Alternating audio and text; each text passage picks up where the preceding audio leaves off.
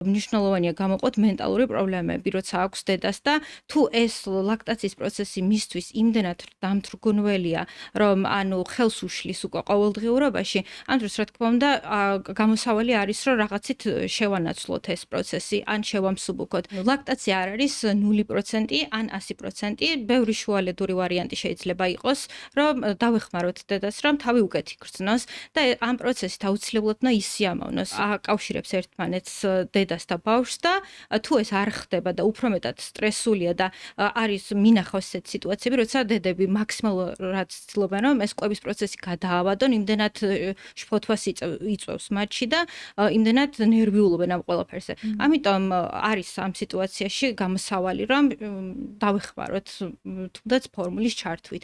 მე არ ვარ ადამიანი, რომელიც რადიკალურად უდგება ამ საკითხს, მიუხედავად იმისა, რომ დედის რძე ყველაზე სასარგებლოა და შეუცვლელია, არის მეორე მხარე, სადაც დგას დაღლილი დედა, რომელიც მუდმივად ემოციაშია და მუდმივად გლოვაშია. ამიტომ შუალედური ვარიანტი აუცილებლად ნავირჩიოთ.